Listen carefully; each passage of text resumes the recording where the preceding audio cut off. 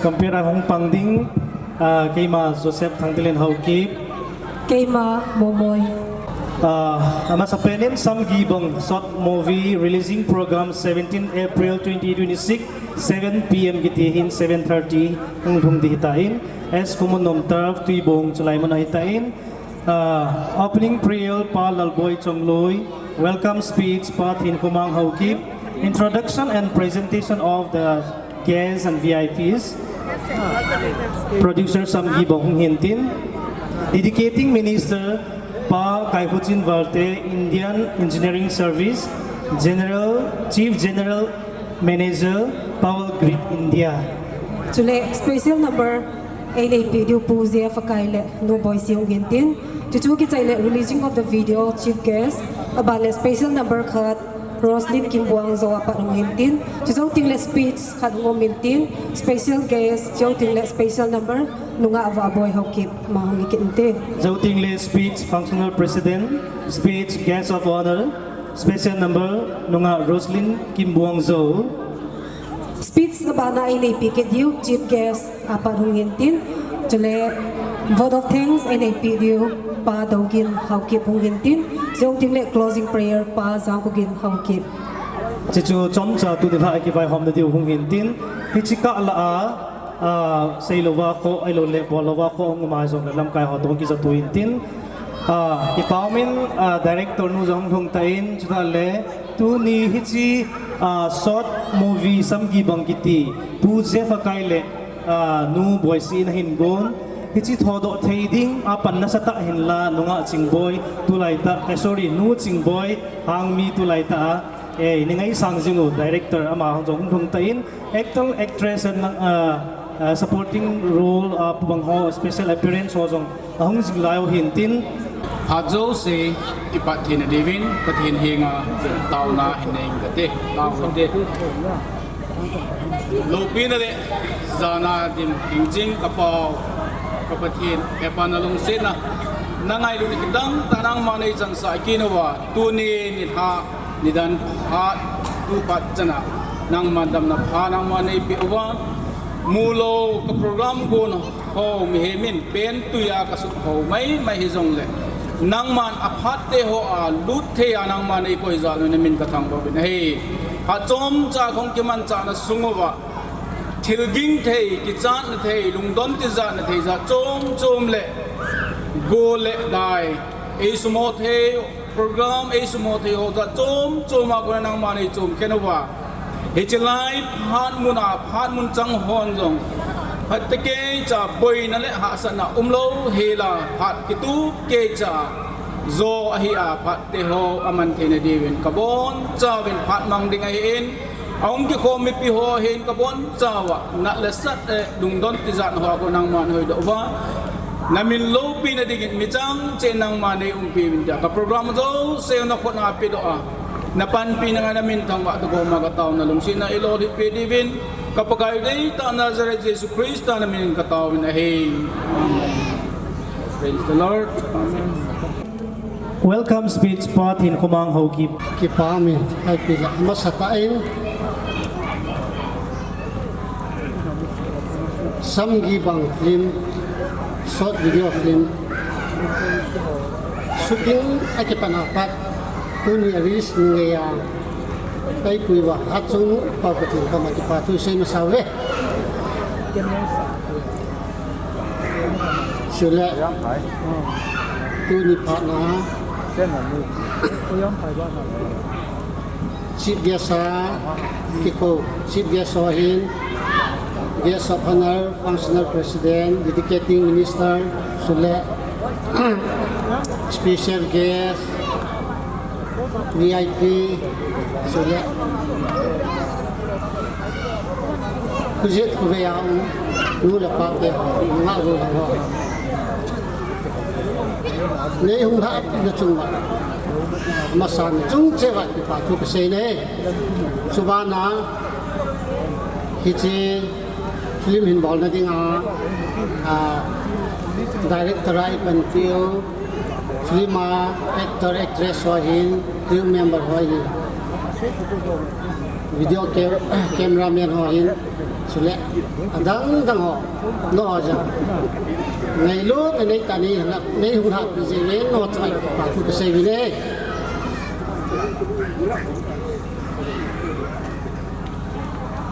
cái họ này hết lâu vòng vay thì ra cái bỏ lỗiประเทศนาโกนะฮีที่จะมาบังอาจูซ้ำกี่บังฟิล์มช็อตฟิล์มอย่างนี้ประเทศพัฒน์นาจาลาตัวนี้นี่ควาลิสบอลกี่กัวบอลที่นี่ดิ้งดินมันนะไอ้คุยดูไว้ฮัดชนุอีปาวประเทศนี้นี่ชนะมาสานมาสงะอีกปานาอุเซกิดเว้แค่หอSamgi bang committee tu ni releasing program alol hin tai na dinga hi committee khatan ki semu win ki cha chun kyon jang ka we win he ka keu na wa kau thai chu mi tam tam nai anei zo au sa tam ta sam na ni jang le kyo hin ka keu tu win yo in ngai le thai ding yo ni ngai lut bang wa in ngai lu thai ding lùng ghé lùng chim cái bạc thì ám mồi cầu tè ám mồi để xa nó tập hiệu là tu nhà không giàu xì kun nung kuma ban yang lệ cái thổ khom đính phần khom đính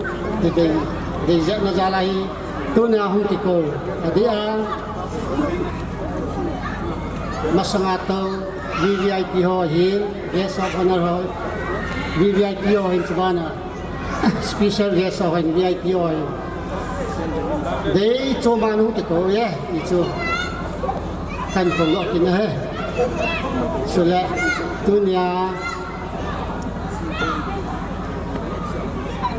cái program thì nó lọt hình thấy tiếng à những hả yêu số về lại chung vào cái pháp cái xin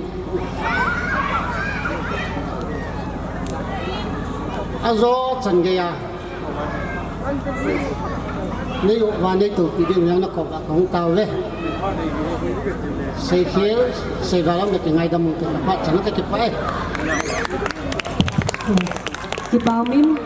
introduction and presentation of the guests and VIPs, producer Samgi bang pu zia fakai aman apat mo ilupyo la kipaumin te.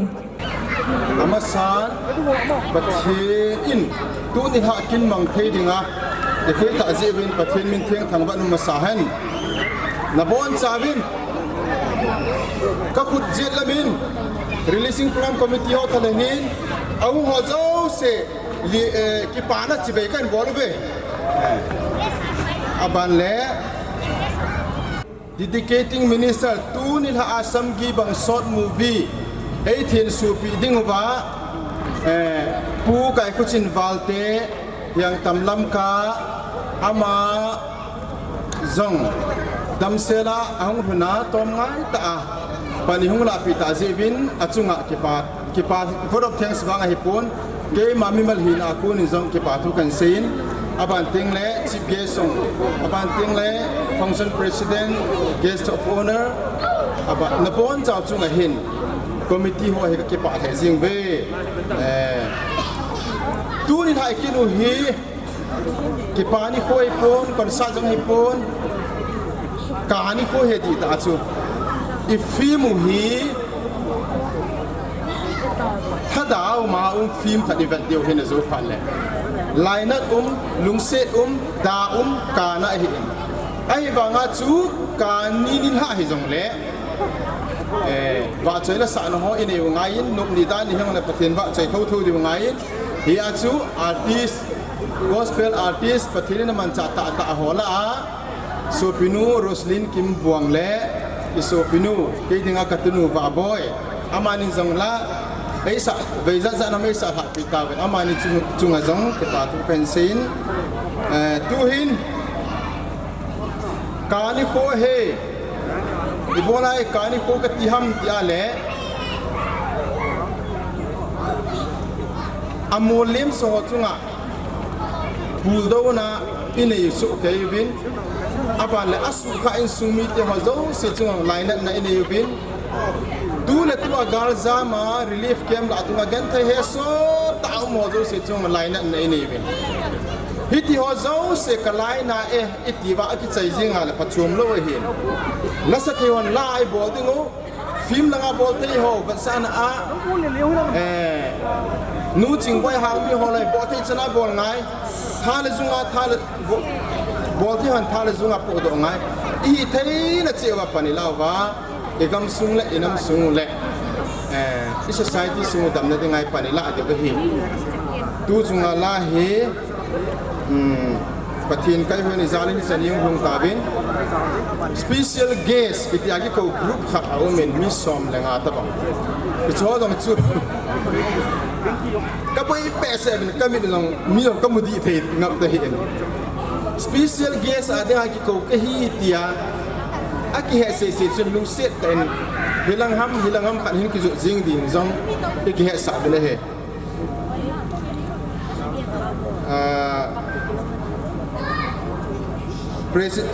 introduction at the end. Who kai kuchin valte hi khat be hung din do pi lo ba kai min mi pi lang ngat pi lo ba min. Who kai kuchin valte hiam tam lam ka ama hi ama hi in ko te pai ta pau tho lo ho hi in pathin thu a ki sangol jeng la sa jong le acting hi kaya tabong ahin lung timpung pe mo sa jeng hagaw la ma vet ton thei ta mi hing ai wanga ma hi lesit lama sei dinga chu CGM nang kana CGM silong por grid na to ahin first class officer mi tu pita ai wanga pathin thu la ki salal mi ahin kin ka he chena ka ta san thei mi ahin he aj tu ni la ai ingai committee hon ka ngai sang ma mau chu tung hai dedicating minister ading ki ko hin aban ting le tam kha sei do be bang be ngi akilom lo yal po tin ke mani personal thila do ka sei do be no mamen kanu hi rims adam lowa ka pilai ta hana ka loi nu to gen thai ta jitha nei party a society a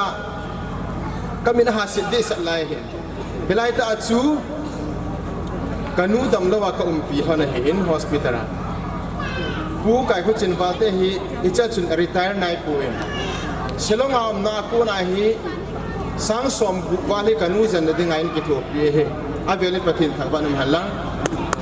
amma mi hi na hi ka pon do nom khana me ipyam ti ale mi tam ta hin mi hi a success phat le aki thop bi no ma he ai ma pu kai khu chin valte hi na hi me when they are in trouble he want to help them me ha sagan thiam pe ta ya ki thopi nom ho la ko zaw he pathin thangwa nam halang ya chu christian di ta he ti tu ni in kai ma ko na ka het dol en pa kai minin ka pung do no men ama zalin pathin thangwa nam pathinin ama la ni sumite pathibu jing ta hen na aba le pu thang ko hem SO DRD chu Ccpur chief guest pu lung se tan khavenu din to pivo kulung khaveni ga jo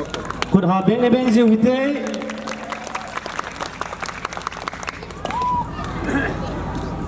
tu mabana dinga hi sai ko na dinga MLA te ko a hi in ai piong la vote lang thu wang sei po weten ama hi bola ki ko ham tiale MLA te go je poen committee ho to ko ma tu chunga hi guest hi species VIP ho hi releasing program committee ho lung ki to ta han hanu chu yes ka ye hi in ya chu ka pu he me hi in dang ta ho ne he wen ke ma mi ma liu wa kan tum de in ge he wen la mi tam tan ki lung to chan nan de he tiang ka se do be no me he ya chu ama hi PG ham tiale pathin phat thei bona za chom tam ta dong ai wa zula sa ki sangol jong hello pathin thu la a pathin na to ho chunga i nei le hela ki phal jing mi ya chu ama hin dong sula society sunga dinga thil pha gel hi in ama hi le pha penin te ti a hi sum ho in te ho kon te tiong ka gel po be yo chun ami hi na ka ba ka ni ko a he ti ka se do no ma he aban ting le pu so thang ma te Could have been a benzi amai hau sapu dang hi ama hi tu sunga la dong mi tam tan he tu hin nam ngai du mo mo koi ho ham khan ipiam khan la sa o ipithia ka chi ding tho ta bang tin la ha thua pan la nei go tam ta se hin mun lo mun kisan chan le wan nam le i galu wa ding ani ki salala nam ngai du mi ta hi ka pong ko yong he ama thil chum chum jong ka vet be po be ami hi na ka vat tu chat ba ka dei han ba ka ko jing he ti ka se do no he aban ting le pu hol khumang lu sit ta ning din do pi bo ama hi hi ale ka le gen ke pa me ni to pi suna zan ti mo committee ke hejing ngai ta chu ina ti huna na phat huna ina ti nam ta ka sul lu alung thi mai lung gim pi pe ji le wa chu he ma hi ngai lu ke bo ga ma hi mur khat pya to sau de ta ka mo ko yong he aban ting le ke ma mi mal langa tham khat thu gu khan se nge kanu ka pa pin na nu ka pa pin na ka pinung sang te ho a hi ji wa chu tham khat cái mà personal ya sai feeling này ta cái cổ mo hay tiếng cái gì đó vậy nó mới ai bị chuyện lẽ introduction nó rằng ya chú cần bol thì không cần bol lên cái họ đang hành bol tăng nghe cái tung xe này là viên Samgi bang committee đang ngã là sát tên này chú if din sa tu ham na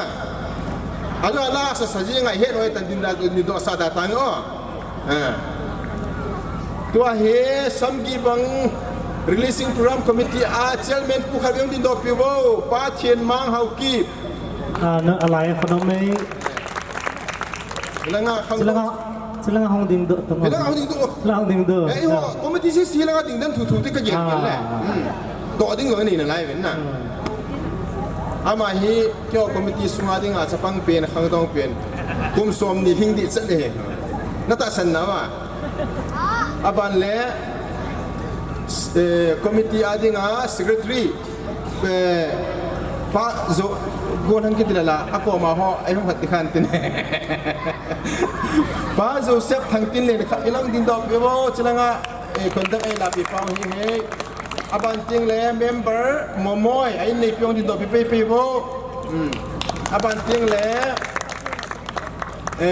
information secretary Samgi bang releasing program committee adinga kalang ku to pa do gin hau kip ako rin dok yo no mai he aban ting le chi vice chairman aban ting pa lal boy changloi hung din dok pi ba le hilang cho na ka to dom pe pe ju he aban ting le committee tu cha jong mun aman member jong hi ki kim chuna hoi lang ki nu ki kim ai nei pu hi le pa jam se ho ki BSFRSI hin ai nei pu ko ma permission hai ta kil awa ma he tu cha ka manu he tiong ka se ro non be aban ting le ki anu hi ka se ro da ta de ba a member di tan tin committee adinga ke loi nu boy si ho ki ama le pa do ginin nei pi nu har si nung din do pyo nang ni do aban teng le tu ni ha adinga hoi bo ma ka neu na e hon make up it even ka hoi bo mu nunga ni nei hau ki nung din do pyo no nunga ne ne ama hin mo ro ma ko e pyam khat ki hoi sa na mu no ko bo le aban le Releasing Program Committee hi do ba Samgi bang film shooting na dinga all in all la mi pa kine program coordinator na pa pu mang cha hau kip pu mang cha hang sing me he pa hoyam ta mo a film ma he la khavela do coordinator lom la do committee members se jo par ki pa thil pi piang khong pan pe de na Hiti chu hi in ama hi pu ma cha hang su film director zong hi na ma hi film zong ni long thum lo sim do atele kilo men ke ya dinga hi film ti mo kalunga dong khalo nu ching boy hang mi hu din do pio director pi introduction part embel nu ama hi nu ching boy hang mi chu mit tam tan hi a hello te am putin ki pa mi nei to pi wa le film ki ti ke ai knowledge nei ka nei lo hian ama ho ai kong cha lo hi na ala ka sima ka sa ki chai ala athu ji jong ke hello ipiti ka dem hoi la pa na iti jam hoi la chi nui de hoi la ka ram to jin ki he phat lo he jing boy hin kalung gen ho phat cha i su do a ka gel sang pha zo lo hai jong a su do a he ji chu tu ni lai i vet thei di wang me dai ye cha ma chunga jong ke pa tu se be o director pi he ai nei pung asang hoi am ta mo alo pala sang hat din sa tau te introduction hi mithupi ta din sa dingan chang tam ta hi nei we hi ai wa nga chu phara la be se ding ja chu hilaya lam ilam kai pi pro tang lai dinga inu le pa te ho kan din li kan din sa le aki o committee lang sa ko na koi ho chu ni pinan bo wa chiu su ram tin he the ding ma ka hin bol hi chen chu hi phalin tin na ezika la chun ki pa thil pe ni zom pe pe utin a hing la le ma la pha dung jing zum lo teng in pha ni ki thu min tin hin ki sei zom tan te ki pa mel chi pi na pha memento ativin tu chunga samgi bang committee hin samgi bang film shooting sunga hi makeup zong hoi bom kan tiwa aban ting le memento zong hi ki pa mel chi kan tiu he ki pa mel chi na hi dedicating minister pu kai khuchin walte hilenga ihung din do apu han lang ama hi kan nu chunga tu sim lui khat jong su mil thelo om zin ke in ni pi boy si mo mong in hin pi pi le ke pa min ke mit mu awang christian di ta ikam sung wa lam ka ko pi christian di ta izana ma khat la ba kai khuchin zo christian di ta he when I was in trouble he helped me Hindi ka sumil tayo na. Tingnan.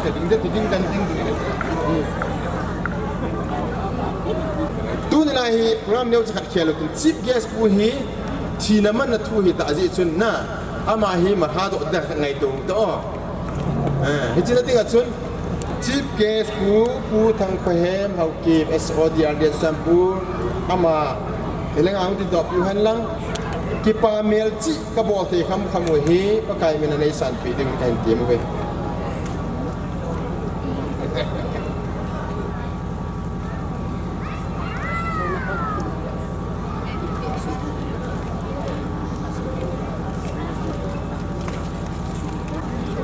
kipa me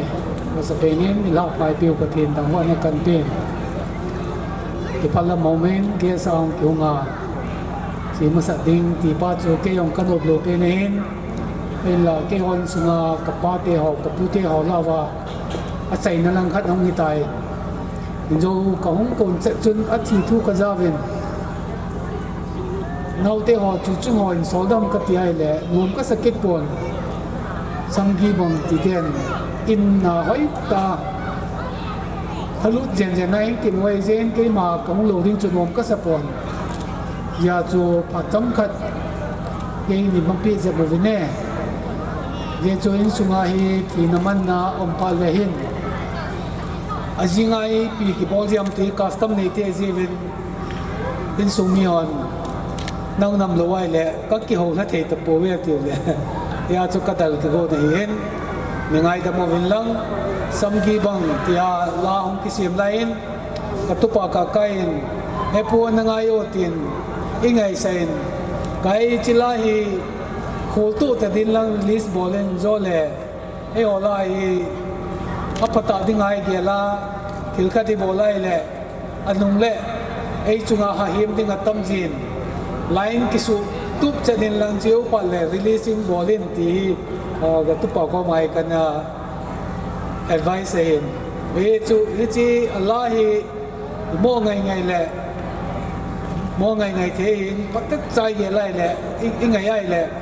abong le bei le ola nga pong tong kilo jin abong le naga ko ma naga la nga pong to kilo jin alahin raung ka chu kan ngai lai tai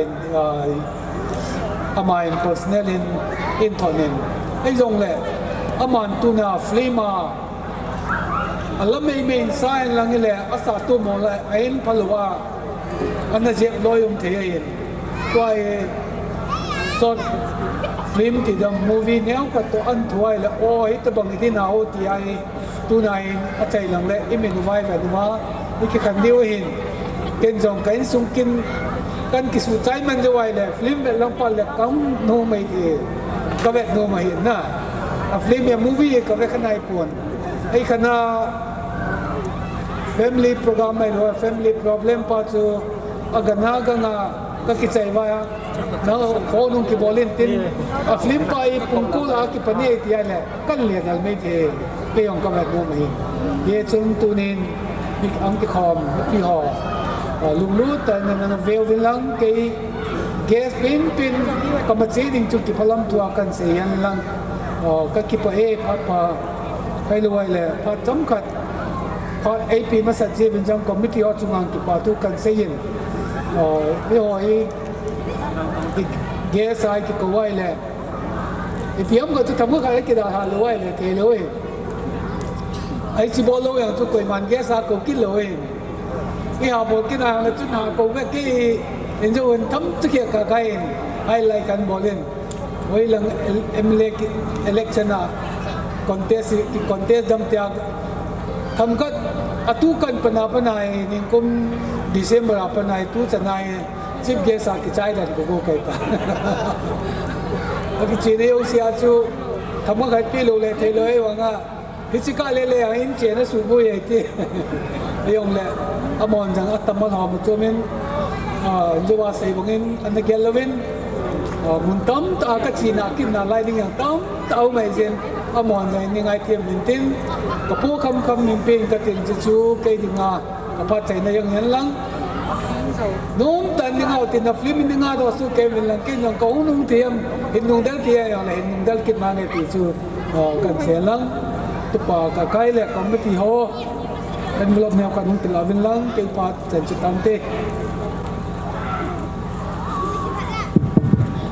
Chalang ko ham no lung sit pen lim ki lawin ki pa men show ting le chief guest pa lung sit ta na chi nai lo ding chom cha committee a konin tim na ka hin ne ve ku kai ho chen ba de dedicating minister he amana thin so ma sanga he chief guest pa na ha do thelo ding hi chun chief guest pula kino kit ta ye chun uncle lung sit dan ha the zo na thin so na dedication in nei pi ma sa han lang ko chi zo ting le chief guest pu ni chwa it's like ready a khat ve tia me le thang jing ne dai chi su e ha do na nai bol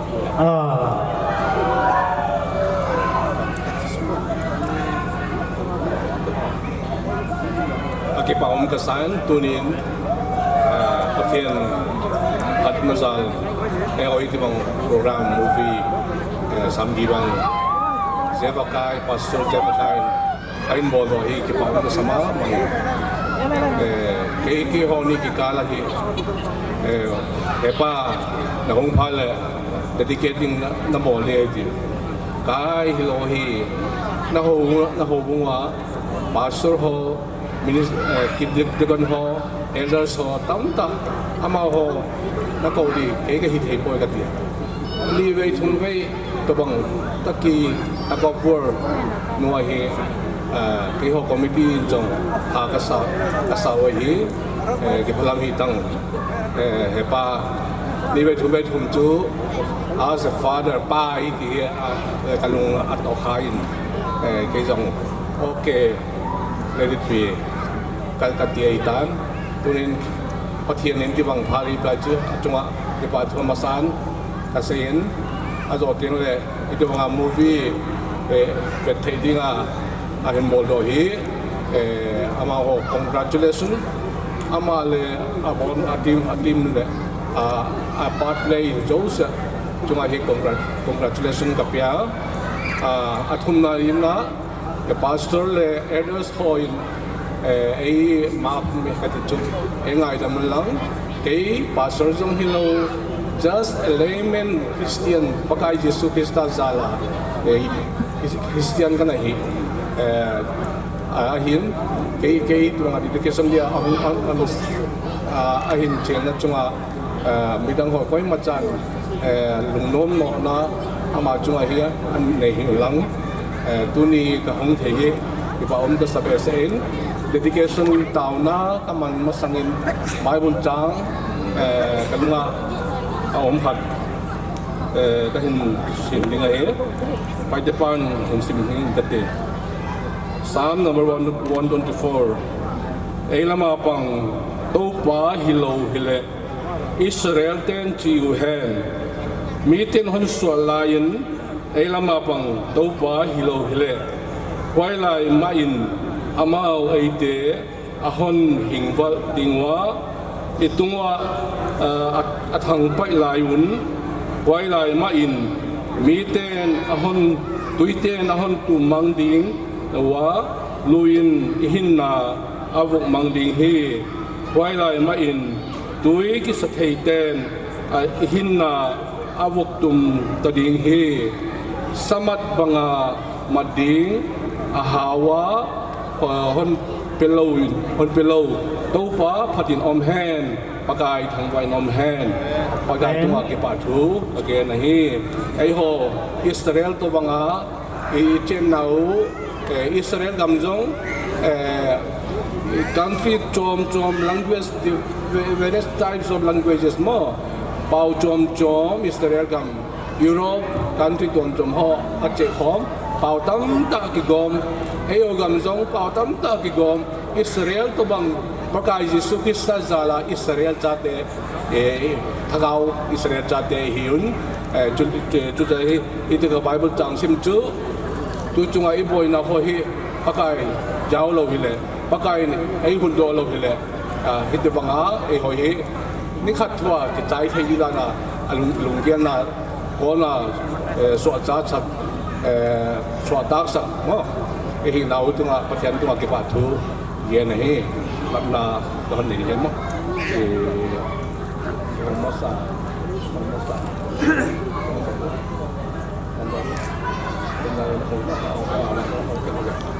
tao na này xuống na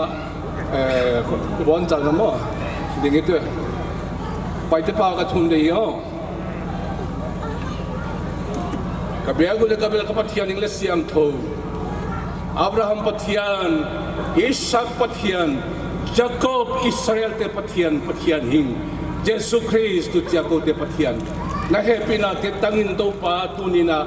kasangam pa siya pakai le atin ten to pa movie khat an bol ken Samgi bang tina to pa yai pen kum sang ni le som ni le thum me ni thuma pa na ka to teu tung to na to pa hun bol kiak ahi a nang ma in to pa yai ayen khapre ma te lung tang sunga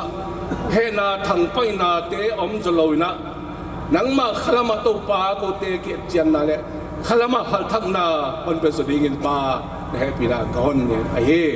to pa ka enwa na tunga ka ki pa ma au hi azia ka hile boy na ka to ani to pa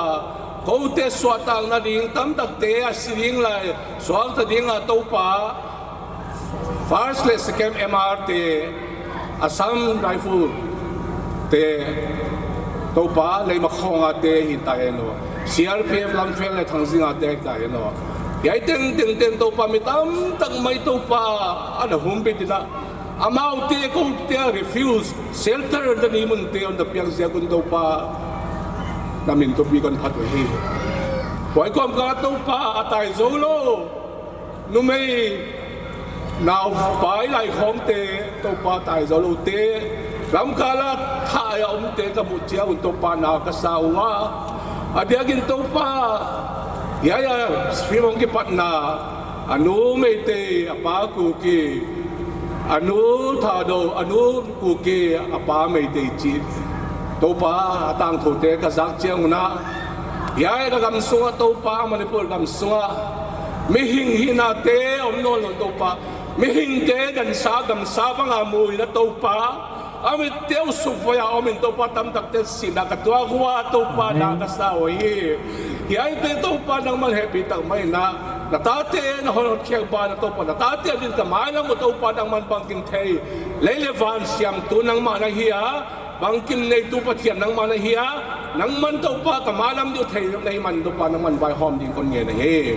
tunin to pa ka pathian ne pinakatan teu adia kina co representative ba om pu vong sakin valte bang to pa asidinga tha sa om ni lakin to pa na happy na siya hing siya in to pa kumdi walbang te hong dam siyang na ay ya tu chen to pa ahin na te bai sana aluang huilo la om lai hi yai te ka chen to pa gamwa bin na ding haksa ka sawa to pa nang ma lo ngal bel ling ka nei kiu to pa le tunga kamapa na hun chiam tiang tung ding a to pa nang ma the second coming te ong tung ding hai la ya yai huda ding a to pa yai flip en hape ma te le kalung tang suan nang ma khalawa jesu krista a hin na tak tak om hi tang ton hin na heavenly citizens ti te to pa van tung citizenship te to pa nga thai chia ding in to pa nang man tu pha kwa zol sak ding ina yai tu ni na ke na sikha jinglo mai to pa samgi bang movie to pa nang ma min siang to wa ato pa jesu christ min kala na hi amen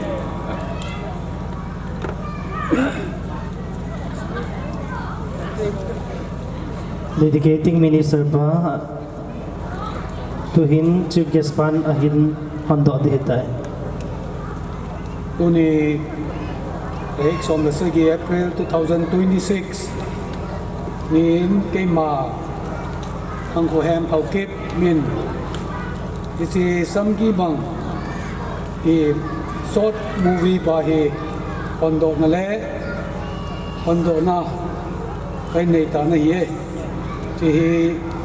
nam sungayan lang koy yong le vi zo sia dingin lung thim patenin au pina beijing ta han bai คนขัดเลยเดบิวต์เตเลคิปาวมีชิฟเกสปูเล dedicating minister ปูจุงะปฏินินอตัมซอนปฏินบุทันตาฮัน ke pa me chief guest po in ahi the chana kan le dal ding cinema ka chu kan le dal ding e tin dam selin hin lap te te le hi chu committee a kun de sa na len ta kan e we ai le ke din panin hi cha a bi pui chang hi chai do bang la oten na guest of honor chilanga chen ela enjoy do bo guest of honor he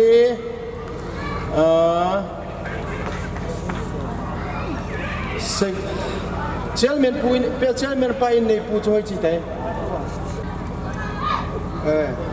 hoi nui la hoti chairman committee chairman pu in nei pi na nu hoi nu in guest of honor ke pa mel chi thil pe he in pe pi hala aman lung set danim kisan pu hana na ke se ka bo the kham hi nei lung hei pi de bin kang tawผู้สู่ทั้งมาเต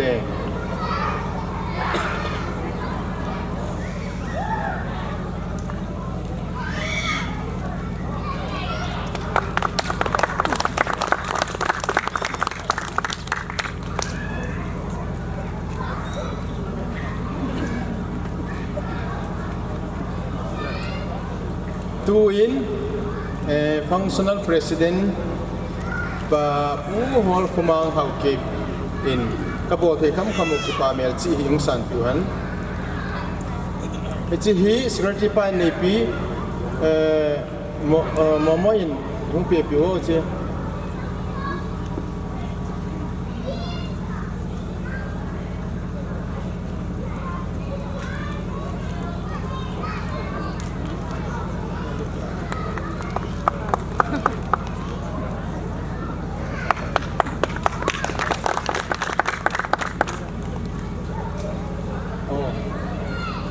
program arranger pa lelet how keep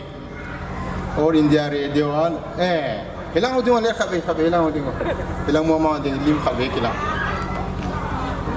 abul tum tu pen sama he alam dange media he alam dange media YouTube channel ko subscribe na bol pi thei to he special guest so he pu lin pu mi so social worker hong le lung sit in hong ding do le ki pau min te hilang contact pun asim hada pan pan hong jing hong ta lawa le aban pu es thong boy lu peng chi of el de hen pai hong kit lo hin tin pu mang sai mate chi of song za khu pi hong lawa le pi cho chong ho ki entrepreneur พี่จอจงเขาคีบห้องดิ่งโดยลังลุงสิทธิ์อินกิปาทิลปีดิ่งห้องจุนเห็นปีไปวินลังผู้งำใส่เขาคีบ special contractor ห้องงำ special guest ว่าปัจจัยนูหาสินุปีกอยู่ฮะเนาะ พี่จอจงเห็นปีไปวินตินบานินผู้ทินคุลินเต้าทั้ง social worker ผู้ทินคุลินเต้าทั้งพี่จอจงเขาคีบ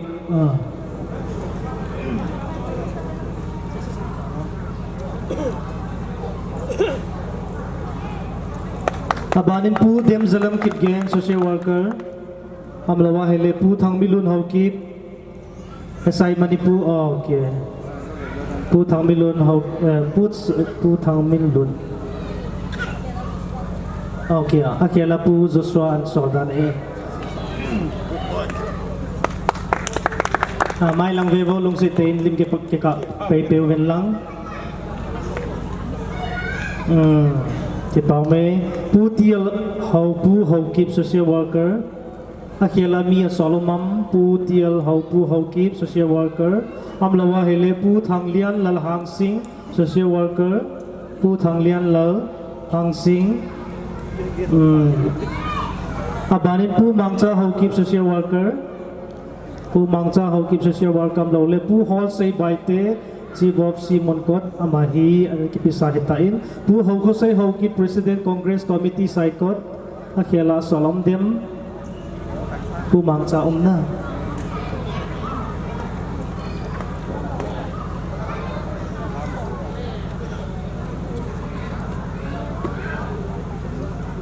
Pu Mangcha Hau Ki Lau Na Không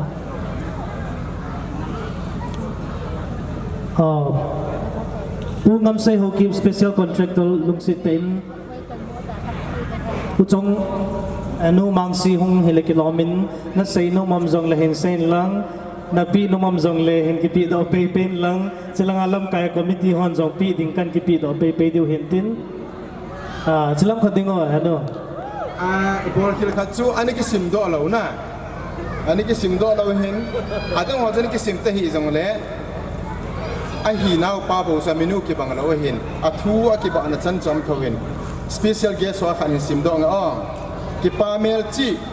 ผู้งำเสียเขากิบ special contractor special guest Samgi bang short movie releasing program on the 17th April 2026 Friday night at Khomunnom Turf ก็กิป้าอุเว by Samgi bang releasing program committee ที่สุดเล่มกิจกรรมเท่านั้นแหละคนเดบิวต์เลยผู้ที่เขาคีบ social worker หงงำอาเคลาสอลมีหงงำละว่าเฮเล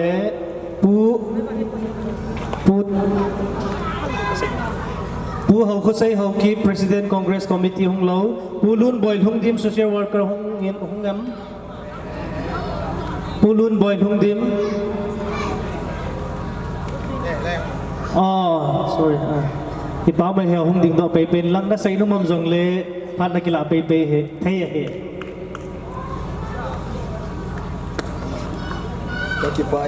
ตัวนี้จะเป็นเกสคารานีกูจินเป็นจังปาทิลปีเนียวขัดเป็นโมเมนต์เจอติงเลยใส่ดิ่งดันกันในป่วย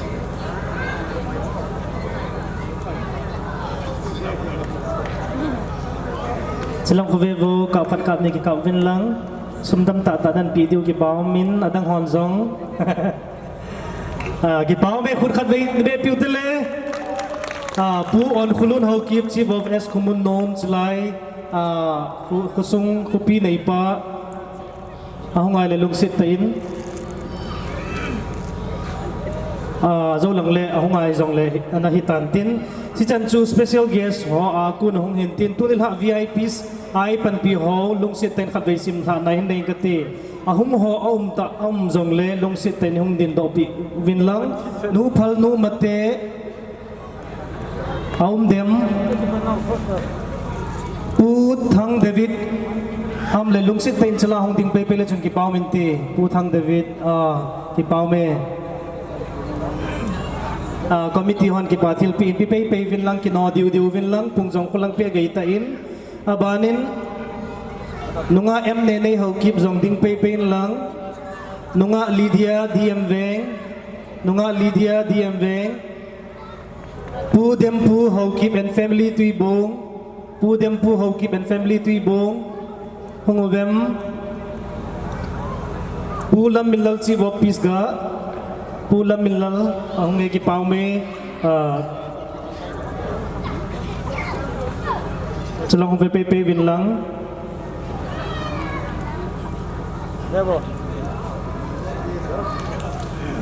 na say num jong le ki phalam heo phat na lu te he le ki pau me azo le na diu thu na say diu sum jong na pi pe diu he abanin pulun khugin baite chila hong dingin lang na pi nom ki pin lang azo le na pi di ham ki pathil pi lam kai hon pi pe tin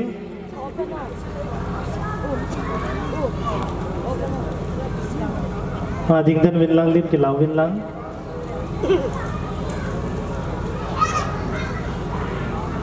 chung hin tin abanin pu son min thang hau ki pu son min thang hau ki pi chin nei hat lung dim pu son min thang le pi chin nei hat hi committee nu has in kila pe tin nin pu son min thang le pi chin nei hat lung dim abanin pu zam chin lin lung dim pu zam chin lin lung dim jong hongin ki pathil pin pi pe win lang pu zam chin lin lung dim chu ting le nu have a how keep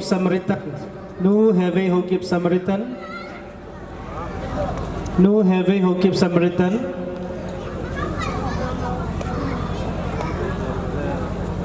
hi chan chu khat ve na tol hau hitin VIP so zong tu hin program abanin ji pe ngal hitin special number pu zefakai and no boysi nang ni phat nong ki gong pe honin lang chi zo ting le speech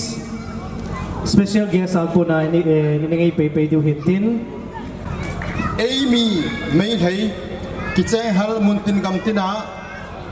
tu chung 3 May 2023 ni kwa ko na chu kal lungzin na muntam ta ni su hin hi chu la ka bola ka sa hona abana free ma hong su do hin tu chung ai chikina ding ji hin lung se ta ne na ngai thimin lang kan sa ki la khana lang anot jong ka ki ji do man han pun hi tai pui thai ji ngai tai kyum do hai tan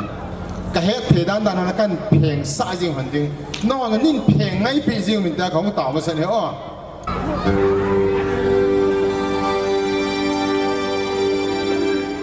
koi doi le ai hai mo Samgi bang hiền nô koi doi ai hit dai mo Samgi bang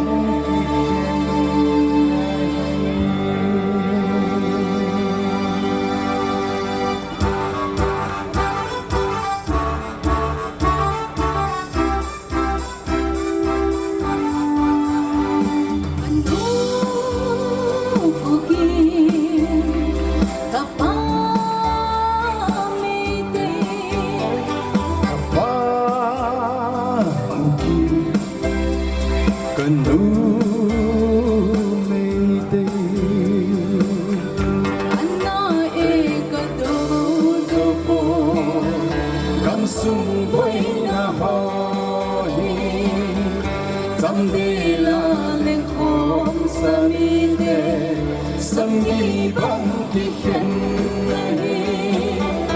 koi doi le ai hai mo Samgi bang ki khen koi doi ai hi dai mo Samgi bang ki khen mani pu dam sung với na mê pi bangin ahong singin isan lona kamasota ôi su mo hay mo ôi thêm mo hay mo san mong hi lệ kanom nghe isan lona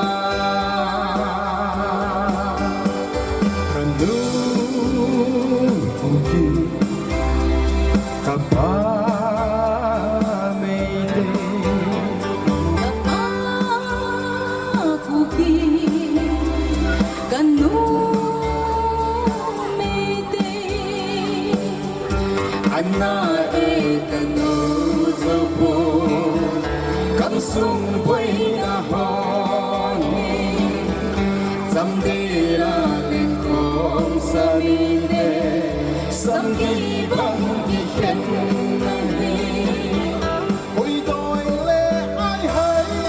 mo samgi bang di khen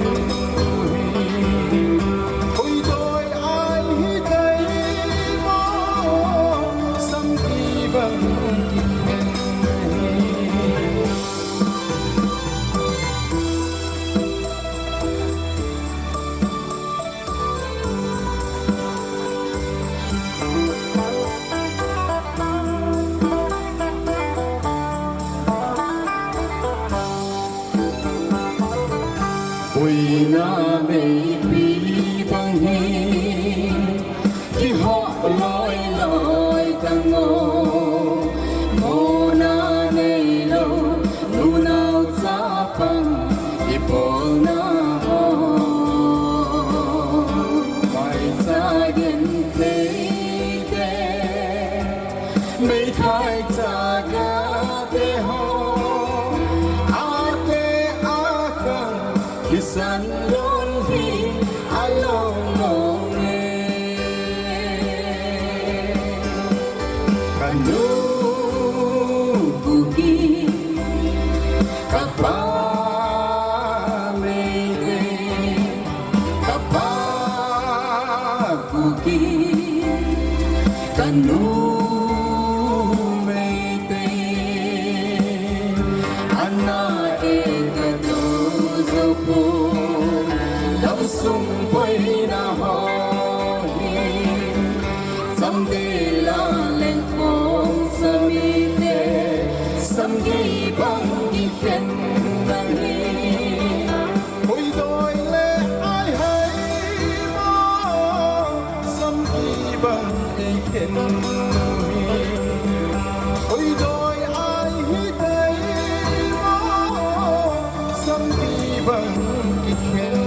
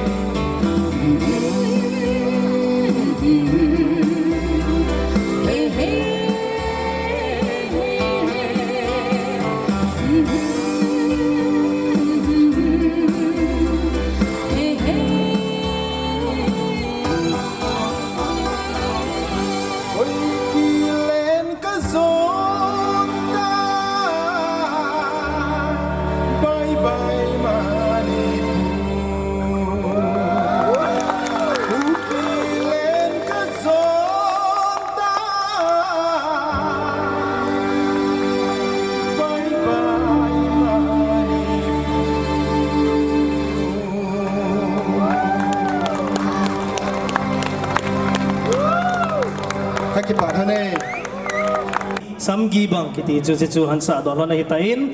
ahin simdo ahin sado puze fakai le no boy si amani chunga pathinin pathaibu hanlang mabana jong sang hoi zo phazo hin bolo handingin pathinin mapui jing kan ta han tuhin hi chi short movie Samgi banga main role hin la actor actress ho director ho helang the bon chi keva kan ko dong zuya hi lusita stage langa hi neung din pi diven ka hin timin powdry gang te hungam lung sit and stays na kahinyong din TV lang. Pipi ho ko na pi kilote. Abale Zhang Lingam ngambom so til ngau ding pivole actor ho. Abale actress Anjali Hungam.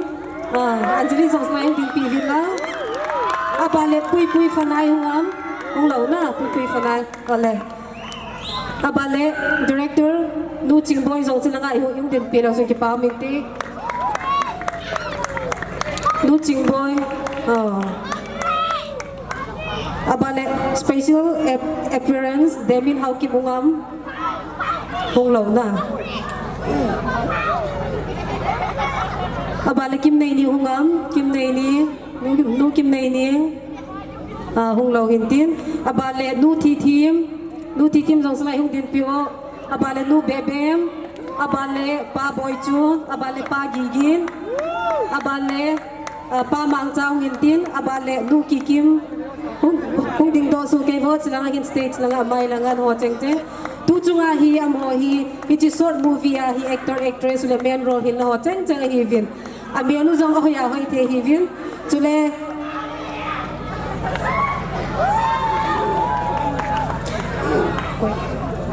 videographer Frankie Sonta Hungam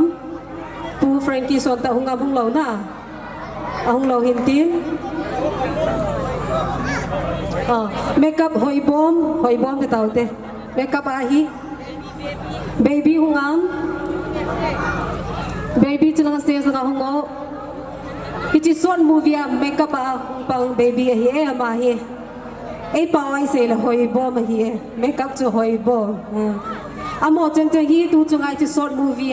main role hin ho si hi vin izo phale innovate diu hin athip lo chu izo phale innovate diu ai ta ve Abale ki patil pin ain zui pe ding in tin ama sa penin powdery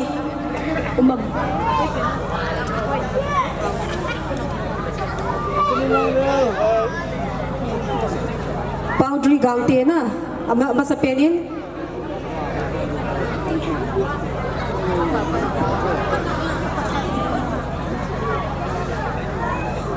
director Nu Ching Boy ama sa penin P17 mi pihon ko na be piso keute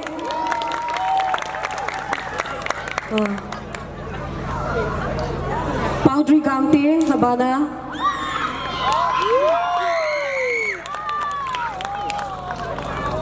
abale next actor ay pagpikidu ngambom guna ngambom abale Nunga Anjali actress ay pagpiyo hi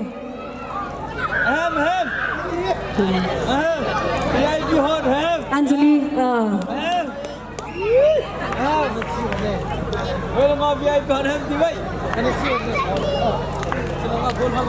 arranger pu lelet hungam si ki patil pi yung san pi lo ki pa min te tu na banin production coordinator ke mangcha Abanin Demin Hau Ki Bung Loham Atile khan ala thei khan ala pi the khan ala pi vin na Tuna Banin sponsor team and picket within sponsor team Nu Thi team Hau Ki Ben family atun pi vin na Nu Ning Nei team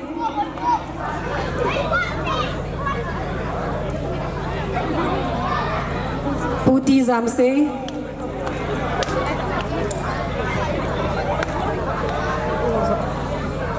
Abale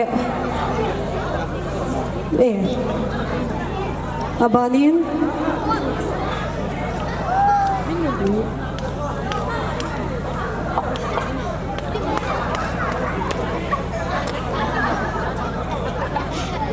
makeup artist Baby Hung Yentin Abanin sponsor Mama Nu Bebem Lepa Boy Chun Hachuma sponsor Tima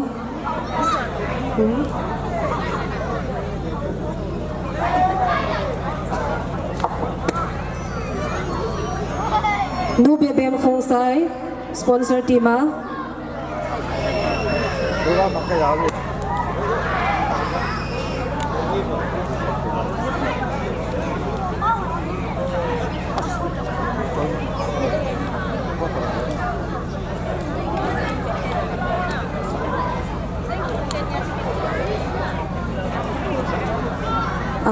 hi chan chu ki pa thelpi sponsor team hole actor actress wa pa da hung ki ne hin tin a ki pi thing la lo ma le izo pha le ane ki hek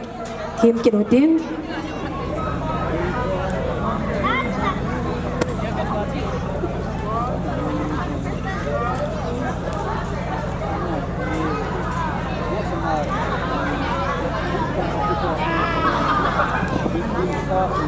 Hello. Hi Chanchu, actor, actress, arranger, leko, producer, hanlang ipi hizong le. Hi Chanchu na chay phatukit uhitin tu hin special number khat nunga Roslyn Kimbong Zo. Ama phat le pipe uhitin show ting le speech functional president le kibong ting win kahintim pe. Amasayin hibang patpai pi pa pathin ko makipa thu kasayin chule hibang vaigon kipa umta tilela da umta hikitin very emotional puze fa kai hi nidanga kaneo laya pana one of my best artist favorite gospel singer hin tuin pastor hitan hibang ama phat kingo na het pha ka hi ka kipa mama in pathin le ama dei sana ka channa chu hin kipa thu ka sei na hi chule chila nitini nang kangai je ti in thado pawin pa amang kip genin in translate bi in a pronunciation hi dei banga hong thim lo mai the ka hi in phat sot ta mizorama kana om ji chun paw hi neu khat struggle kana in a hi wangin ngai theidan na in ngai pi ovin lang a henai lo yom ne youtube a hin ni tini nang ka ngai je Roslyn Kimbong ti in ana starts leo chin ding ai ole pathiam min lo pin a ding sangin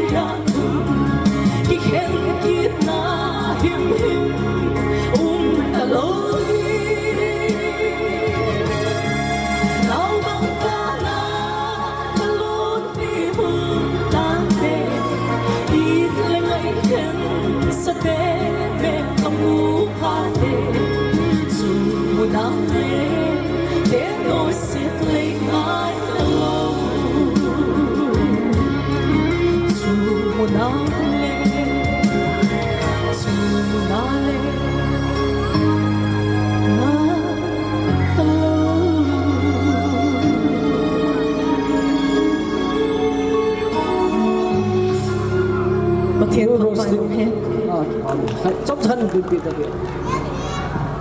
releasing committee member ha hi na hi tu chunga artist nu nga Roslyn hi ala to kitua ke ma ta dei han ka bori jun pre neu sa kan bo no me ke ma personal apha da hun to kitua la hi hi ya chuna atum bia dei na dong ki bol he ti chu ka ga sei do no me tun abanin speech khat anangai ki rohitin functional president pu ti hol komang hau ki social worker ama aphat mon lodin kahin kauta ni hi hot fly dun the dunga lemon gun na sungwa ma sa penin amo zo si chwa ki pa tu kan sein pathin tam tan mang so ta halang ti ma bang din Samgi bang movie hi even nun su ke yo kata sanin yang kabat ngomin thu tam sei yang dipanda momin ye jun tunya mungkin nampi society su hai tabang natan thei ta le mai man ma ti ki ti ko na thei ta khang dong ta nga jong ahin bol do na chu ba yang actress hon nang actor han nang director hoi jong da chung chi ba ki pa tu kan si ye jun tu ni kin I ma cha pi thei ding ai lo bo pi thei ding kan ai bo win cái bộ mà ông khai lên ông chun cái anh cả lúc ở đó người cả tia ở trong ngập sa in ai dòng lệ ngay luôn ra là in cái môi thì chu cả lúc in cả cái chân tu nhìn chỉ lại luôn phát ông sao là phát nó cũng hình ta này lệ hú đi ở chỗ cả tia ngã ra in khi ta bằng hồi cái rằng các thầy khác lỗi in cái in khoa cái release là ta bằng hồi cái phim số mình in khi ta bằng là anh kim pha nói tu ni kia dengan first time in cái giờ này chỉ phát lâm rồi cái sa in ai pi dòng lệ ngày luôn ra là anh chỉ cũng nó chung ai kim dòng nếu khát thì pa amon ngày luôn ra là cũng nó chung vạ nếu khát thì pa thiên pia cái này nó in amon in kim na va hi zani ni yang ki ta in ira la nu va ki pet nu pers ko ini kan chiu pantan ke in kami kan saya hapan tan, ni sungai pay tin kang ki pay nei le, yun na aku lo kun tam sa miding ni, tu na lai tai ye chung tiang kang lo sa jang he yin, ai jong le, ki pa na kham mo le, ini kham ba ki pi te ho ko mi ki long hon, ki pa tai san pi du wa yang pa kai menai kang taw kin hin tin, ye chun Samgi bang movie kile actress hoan lang director hoan lang kile actor hoan lang kile aba kaya lungjim tha le jin seng ho zo se achung chi ba ki pa tu kan sin ku ki nam pi le society ri ni hi ji mo bia kun hin chi ni le che tu na ti ngai lu na hu pung ta hen ki chu ke man kan se nom hin lang se si lu man ki ngai ra mo ki ve pi ang le tin jong kan ni kham atam nom ki chong hi in kanin ki pa ta ning san pi ding ba ka kai mina ka kim nei ve le kha yang ka tim se po e ang bong sana kan bo yang he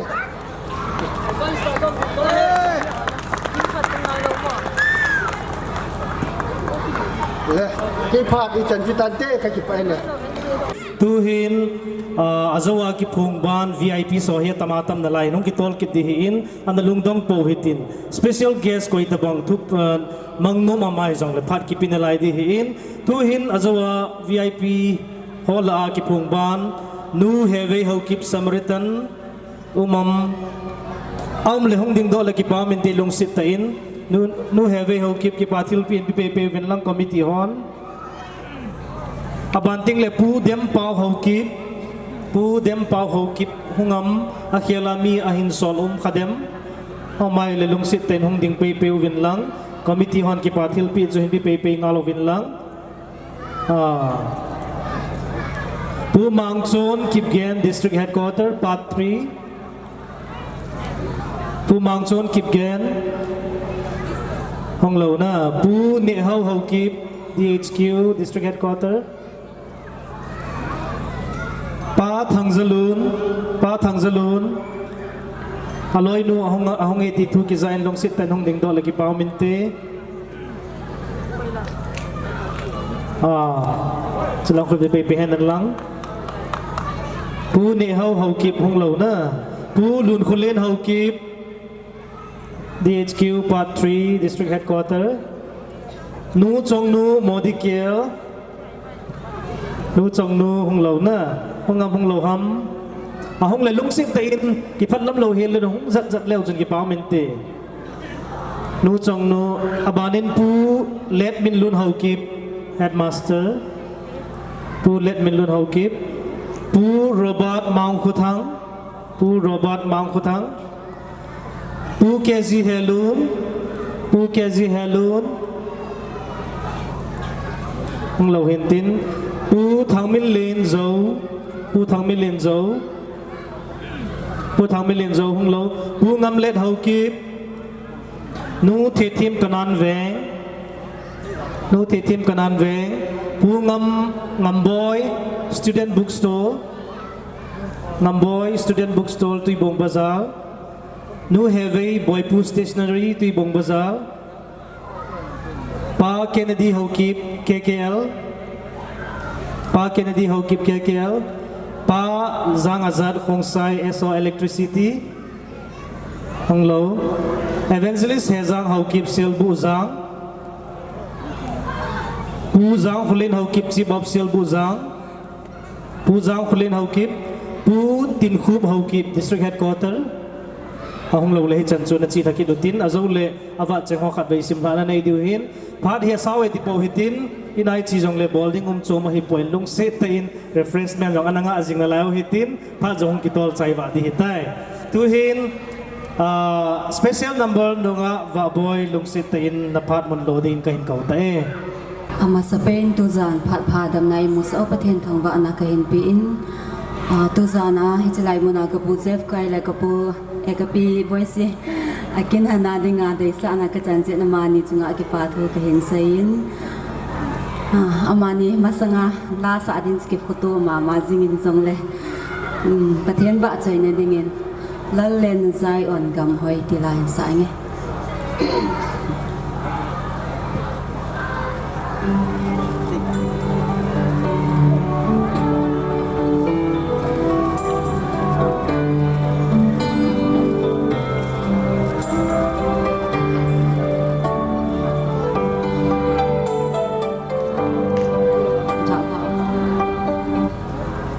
monitor cho họ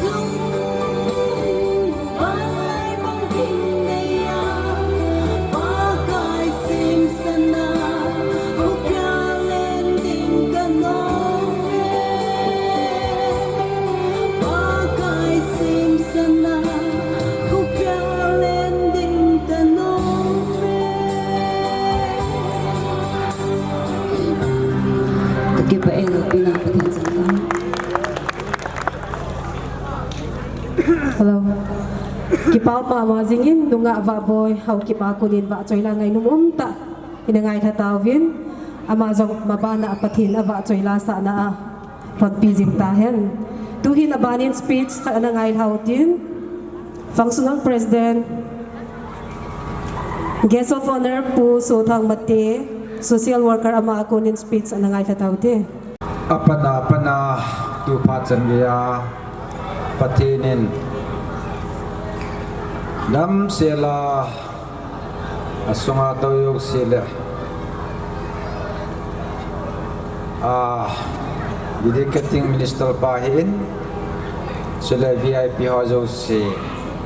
tam nai pi jin pathin thangba nai pi masa ne he Samgi bang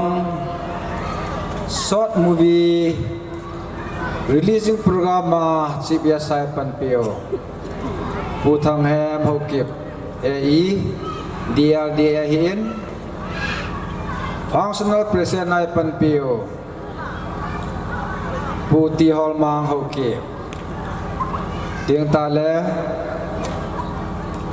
dedicating minister lai pan pio pu kai kutsin balte all the guests and mi pihozo si amasatain kangai lu naw le kaza naw salam kan pi masaw ne program committee in tunha program adanga invite ing bolo chun ki phalam na kadin kanadimen kaki palam jing bang chun phadang sa salin tuni ni koin amun ta kading theni le avelin pathin thangbana kapikin ne he bible thu chu ta sa pe so ta tin kulbi tamja pastor tam ta le evangelist tam ta na lang samin that me 2023 kumin ginchar phalovin igam sungwa tisan nai san le nang le ke kitina gala no men hello mino mi pa nunga golang sapang tam tain in ko anamole men in sungki khanna pile buki khanna ko na hichila hi gisima hichila ko na hi short movie gitikhani muthia gisim do hi tisu aja kasai thu chu ta sa pe so tai ti banga chu e bai bala ki mo banga chu tisan nai sanin vai an ma ko na chu pot na ya la thum lang gisim do a la ko na mu theya chip short movie hi van noi ya mi te ho zo sin mu the dinga hin bol do producer lo hin select committee ho le asunga la sa zo si sunga jong ke sg sinan ka ngai luna la kazana avelin kan pikir bene he Hachi so nungel hano me de trini su nungel dol hano kidang tahi lapia zong ala in zoin pu akai la aloi nunan satain kanu me lei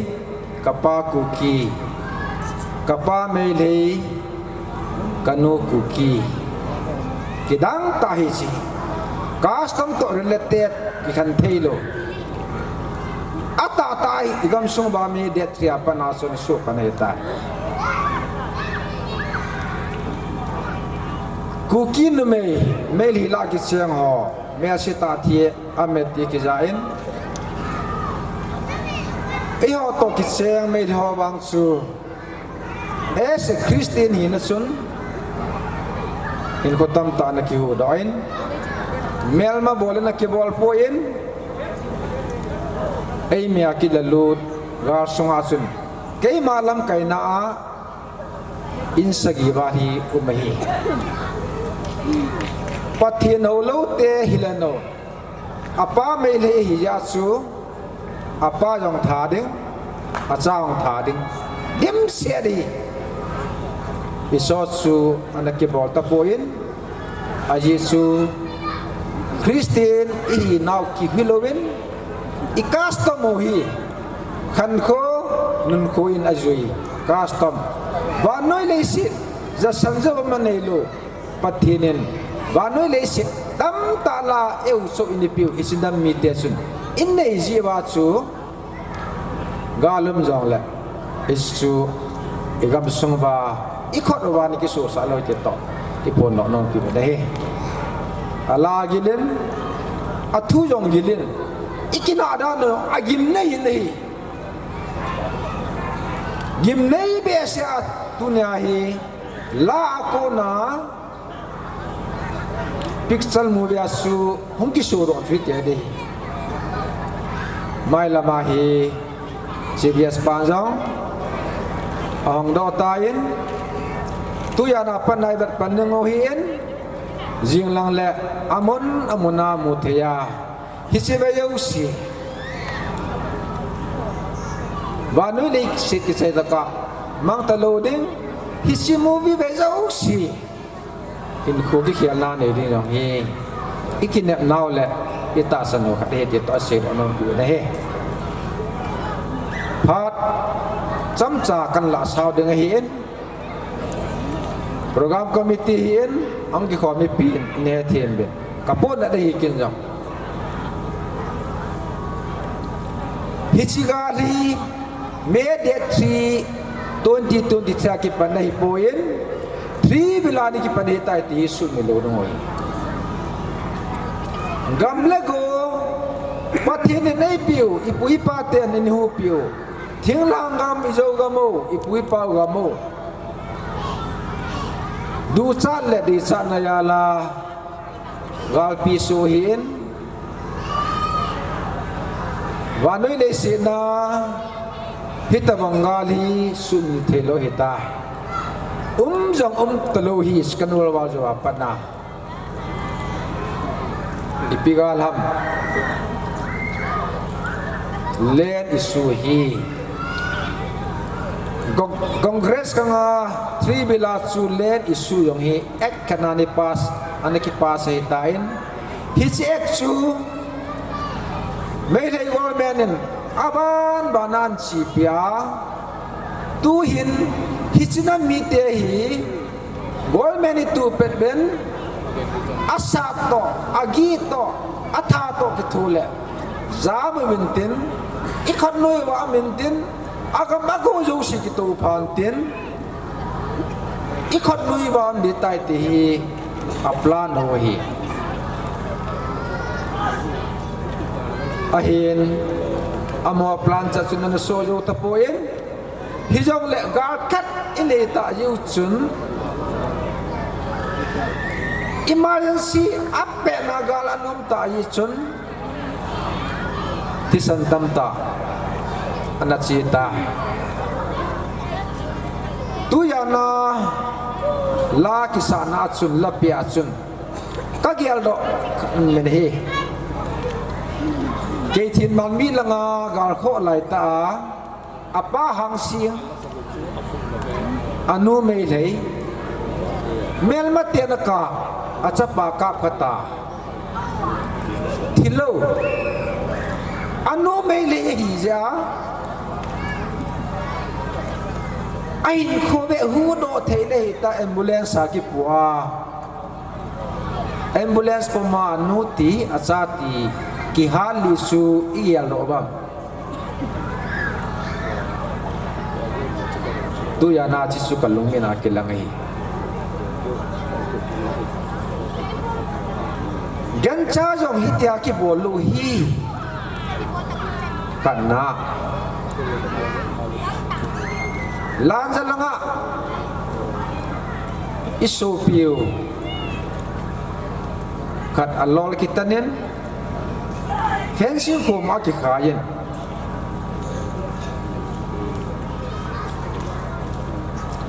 keng changa ki su na van noi mu de nga video ke kap da ki viral sa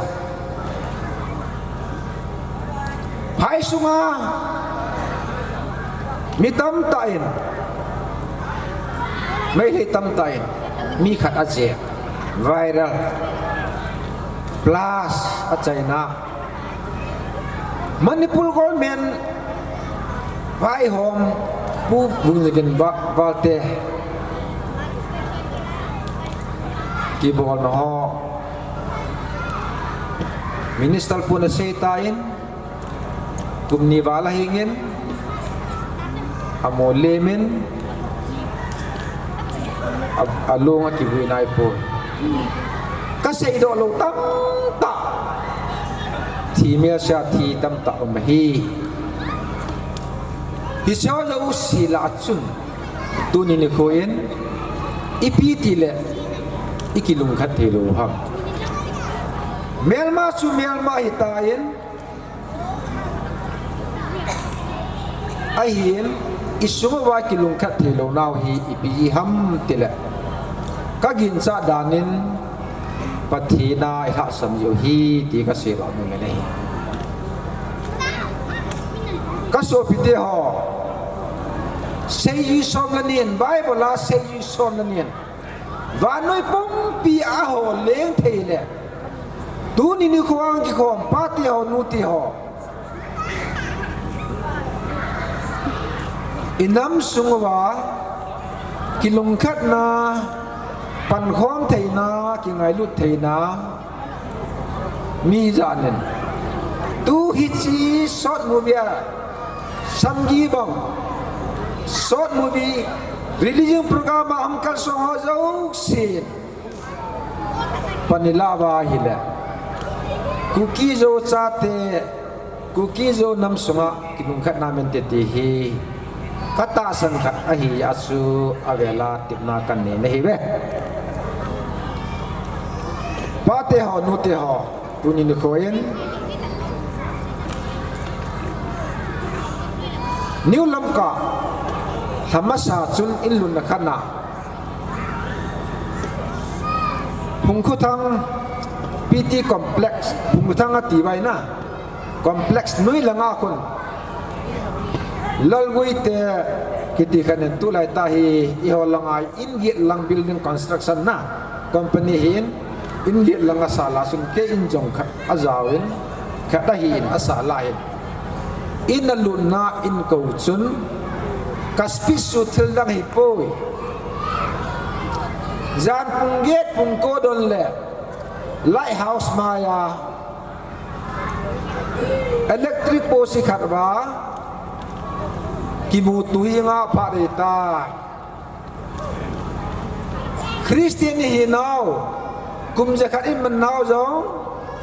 kum nga kum hu kum sagi kum ye cheta Manipula skantang lamka hin lamka ibon sawai Christian hi santiniri yang mantawin ipi tile nang kei amo kuchio ikitiham iso jo si tu ni khwai su no ni ngoi kana ti nei dunia mi pi pa mo poi ho lam ka ho pa mo poi apa lo hi lam ka ho hi ti kana sei do hi hisibang chun tu ni khoin inam sungawa in district sungawa lamkai CSO organization phasa kani sit na horgun sen le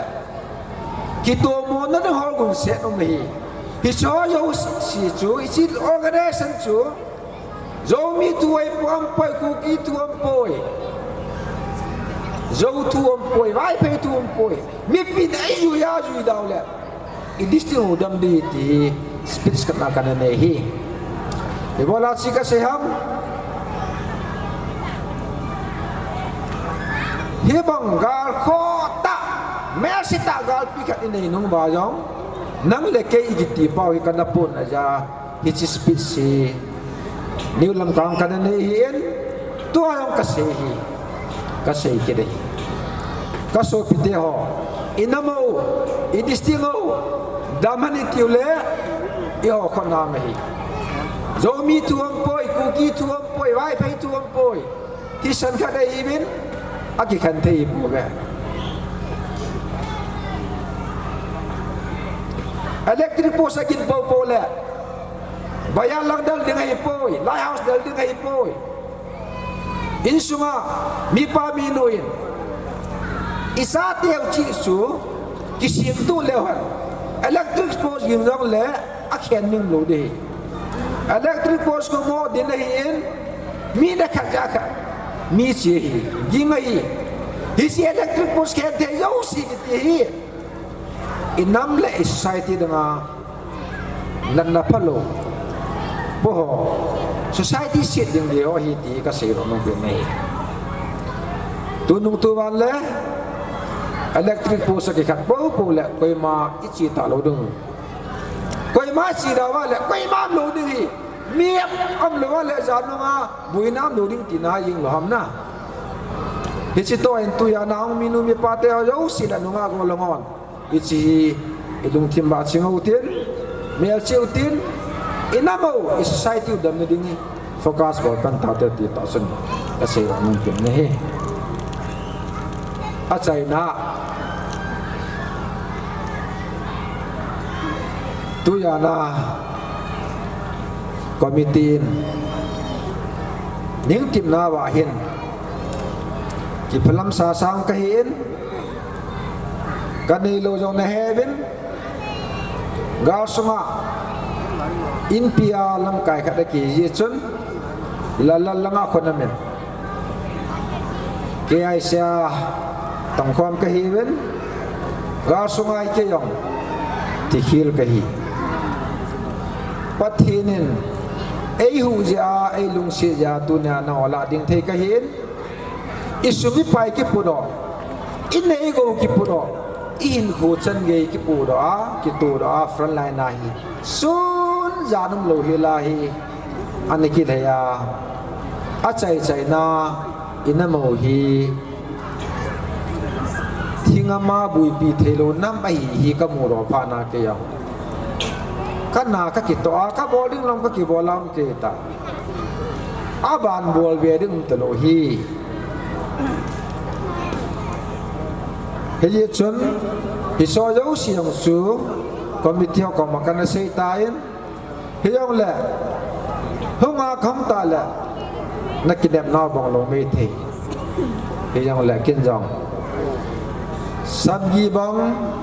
short movie committee lam kai ho kom sa yang ke tho pino men tu chai na isi ning san pi bin lang committee member khat pen penin alhama tamsu nana sei ta lo dongo me thai nu sumsan tu tai ma su me thai nun yong pa ta sum lom chang la tu wanga chu kan pi simyam ka simpoin deng ten in pi chu kan pi deng nei ben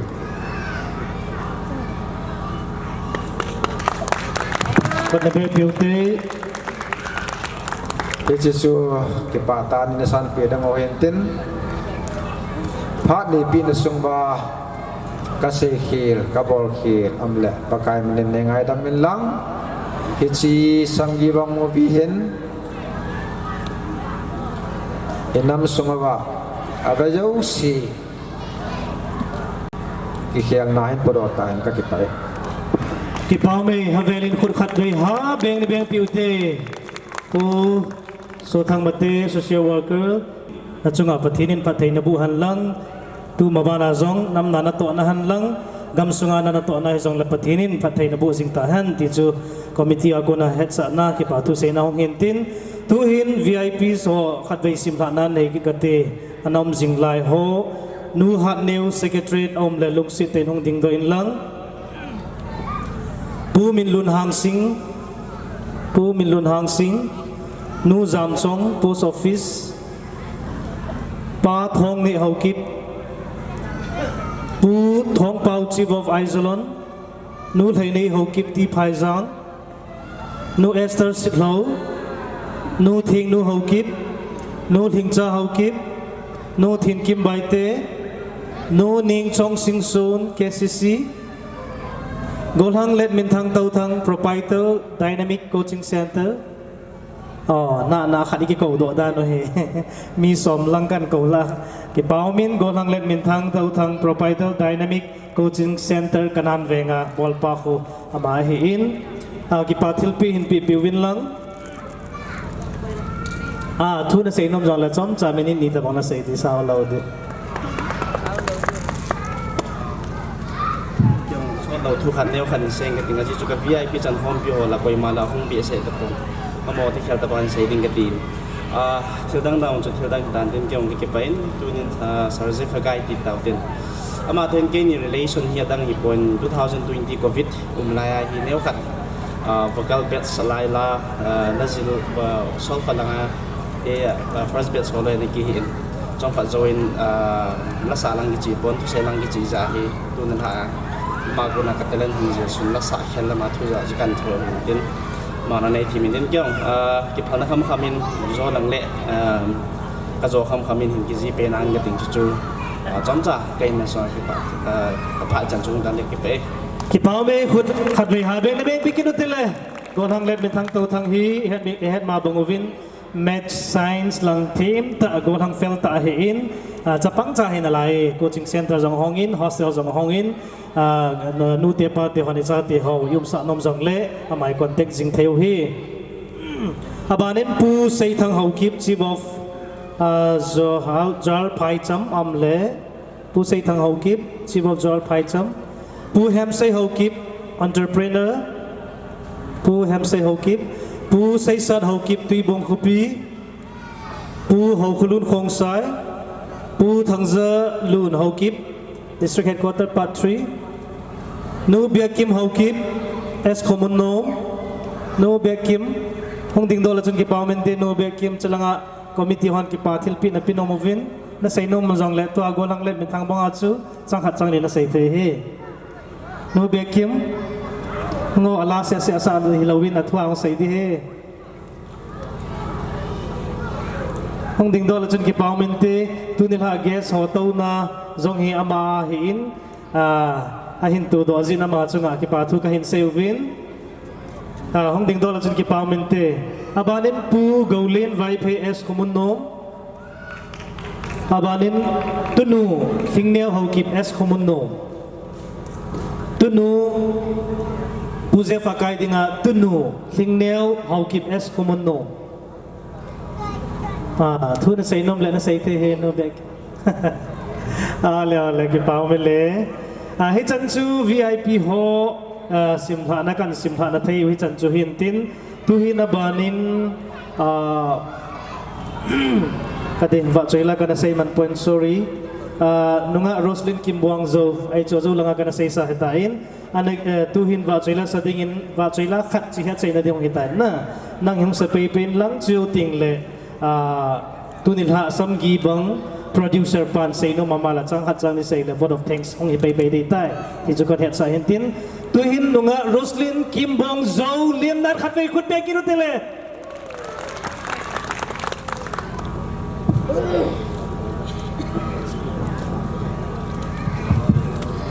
Ichen na vanoi lungim na lodim ta tilahi pathen no bidang sa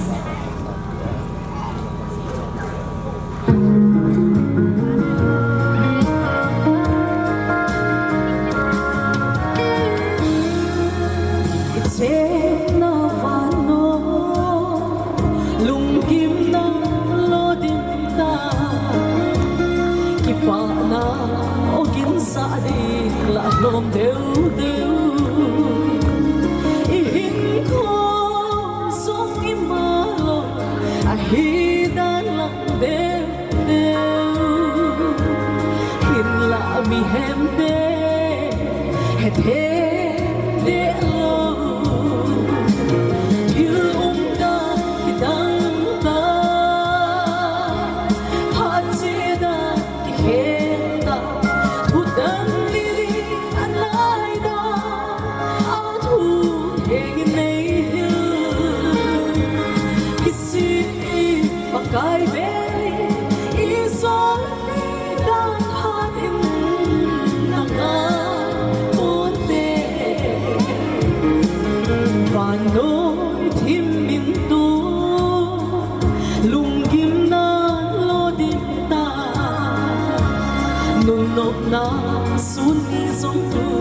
bằng kim kiên dính lấy sẽ qua hối vết hối na chỉ na thêm na hao na thu bi na hôn xuống ôm sẽ mấy lâu yêu đã thì thắng ta hát chế đã thì hết ta thu tân vì đi anh ai đã thu thế này như cái gì mà cái bé ý son đi đàn hát nắng la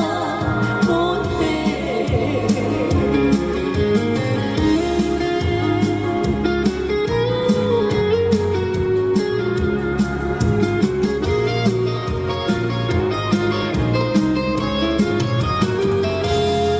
lùng xế na phá thôi thô đinh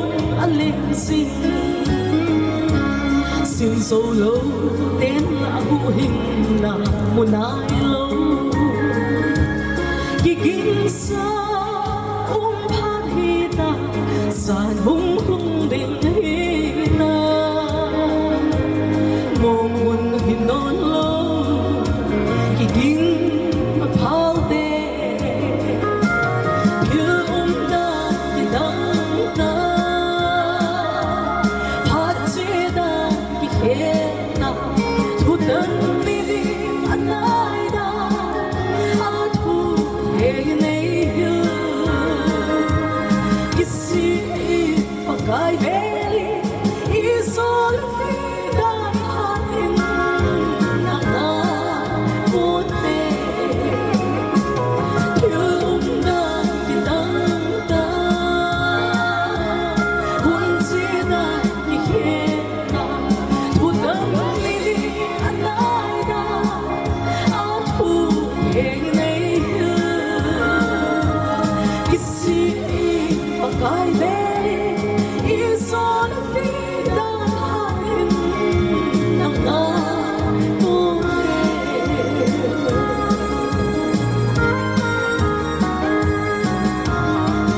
Hallelujah.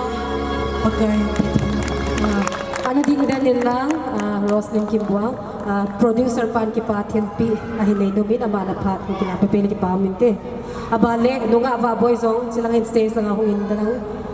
producer pan kipa Thienpi ahinpi numin silang anang zong silang stage lang akong dila so kipa aminte. Committee har ka kipa na bang akape di gule alo pe ding ahin hizong le ka kipa na mel chi na ne san pi hon ding zo akang taw he na isu pathin phat ne bo jingan la ka bol te kam kamu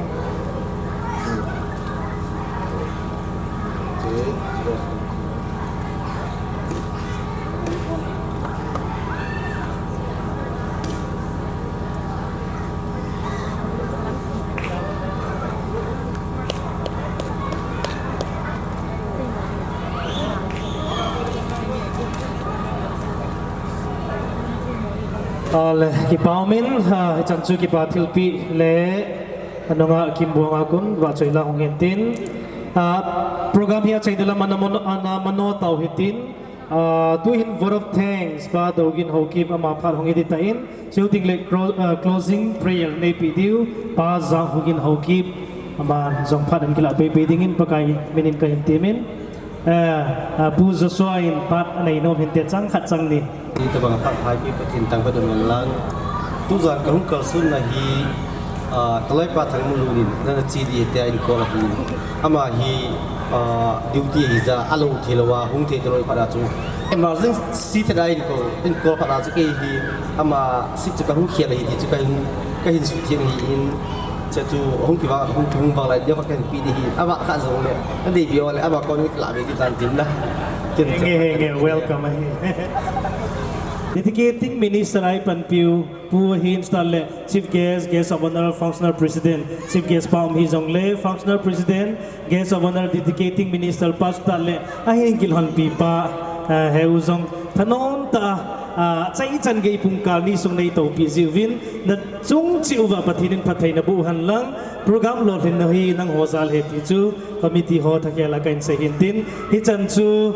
tulha program ke man cha na hin tin chu sunga conduct ka hin bol na sung hona kai ka hin kaloi no momoy hin kain bol na sung hana sei kiu sei wal bol hing lal khan tin so zo si pakai Jesu Christa menai ki ngai dam diu hin tin to hin word of thanks nai ding in pa do win kain kawe Samgi bang releasing committee from angun na chunga sal hanga guest so helang VIP so helang special guest artist chule ong ki khom mi pi ho yau se chunga ki pa thu mas spending kan se word of thanks ka sei masangin kunla phat ki mandan neu sai ka sei no me prom ki mandan hi neu chakhat ki tup lo to bangai he du hi kata san hi si ipji ham tile in he thim du hin tin ikiman sa nau mun hi turf ground hi hi da bang son movie ho hi abhang pia min restaurant na mi som to min release a borin na ahin ibora no hi function thupi ta ta bang khat ong hi pha na hi allo thei lo wa prom pa hi neu khat ki tup lo to bang he me theu ahin ngai to khel ma tun la hin mi pi hi ahu tamin he le prom hi lo hin ka sai ye chun committee hi na in ong ki khomoyo si chunga velin ki patu kan se aban le prom kan to dan lahin neo chakhat kilam lo tabanga mi pin in he diwa kilom khat kai man kha dan hi chief guest pa hi ahulung kim thar hin prom hi declare prom hi namu so ke diwa hin ichi kibong pa bang hin ahu chi de da po chief guest pa chu presentation he ki saya le chi o ke dunga chu biham speech si hung ki to de chule education hung ki bola la pada speech hung chi de release program aban le VIP so le guest on tu se de da ne he chi pa hi in order na chi de da po ichi hi biham de chief guest pu akiman thei talo ji a chu phat akino ji a chu phat hi detail program ki pe du ya chi thelo he ti hi neu khat sudina kan ne hin tin chule phat hi mu so thim ta bangam ta ye chun word of thanks hi a hi no bangai se dinga le ami mala hi se so ke hu ngai dinga he a hin ichi hi ti kan se ta lo dinga he aye chu yet ma bangwin isio lehin movie so hungum dinga hi ya chu mi pi ki tu pat cha hi releasing program hi to kilo na a video yam hi tu ne hi projector a lai hi ba du hin ipi le anulum kin be se pu hitin ai pi le ka topic ga hu lo ning ka tin Samgi bang film hi ahum ki pat na story hi poin ahum ki pat na hi la ahum ki pat na hi pu je fa kain inam sung boy na le igam sunga gal le tol pa dimuna hi nungil ta ponan na nei ta la ahin sim pa chu tuni hin adin Samgi bang director nu chingboy mi amahin athu hi ipi hi le mi pin aveda la a ki kim lo chana chu mi pin avena athu a het theina din ti ya chu amahin ichi short movie bolo te ti hi ya chu ichi short movie ahun ki bol le imahin alo theilo wa chu video tabang halong ipan ai tu ne hi releasing program hi ki wong heti ta chun kan sei chin hin tin amas penin ki pathun sei de dan hi abi bi akan sial hong so de ta yo sei din ang het tapu in punya releasing from making committee in kakipa now hi pa an nei sa kan sei la de hi si pa chu akum khana ki pa thu kan sei din amas pena video making committee hearing member ho director hin coordinator arranger cameraman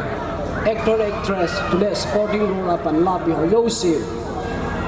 chule hita bangkin hinman na dinga ani ki tauna isan piu kutol ho sapu aban le releasing program hi ta ya chu alo theilawa hando poi moji minister aban le tunia kin ki na chief guest guest of honor functional president special guest chule VIPs ho aban le prom khara hi ta ya chu alo theilawa thule la ki thi chi khom hi lai su healthy vai de sau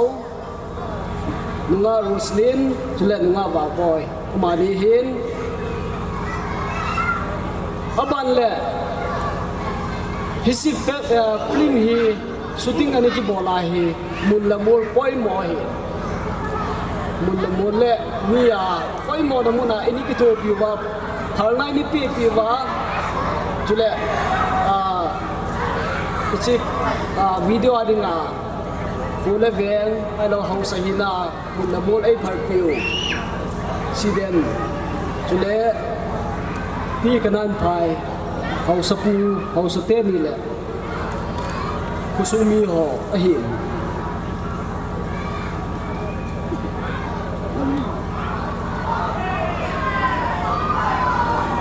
aban le tunila from him go to releasing committee ho yosi alam panila naw le ipan khom na yarwa hi tunila chi Samgi bang short movie chi release the Yahoo mahi ti hi achom thei pena no yosi chunga releasing from chai thei ayum ta ji win ki pathu kan sei chule achai na penin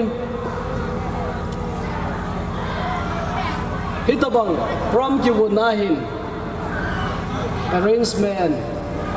apart du ya kon le ke nga hu pong thei ding kusung du club es Khomunnom du club te ho ngai sa na ni ki nei bangin amon ja phat cha to na din na ya kai arrangement ki bor hoyo se mo pan la na hi boina ki tong no dai mam lu hi na ki tup ke cha mi pi din na to na isu tup pi je win amo chu ki pathu kan sei chule tunin ha hin to na to mun din mun ki bong ho hi tuni hin ge sa ki ko ho yong mi pi la to min ai la wa la to ri mun muna ka to sa lo le muna pa te ho to ri ador dor cha ka to sa te lo ong min ti cho yo si chung ayong ngai dam kan thu min ka hai kha do min sound system hai prom hi ya jiwon on le sound system ya ki tup lo wai le la sa thu sei ki ti chi lo hi tunin pu he jang ma chung ayong committee meeting ki pa thu kan sei be he chu hin tin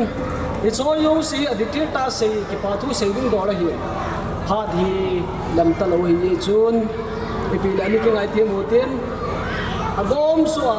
committee releasing committee mina ki pa thu kan sei na wen tin tun producer pa yo asainom tule ki pa thu sei na ma yo ma individual la nei no maintain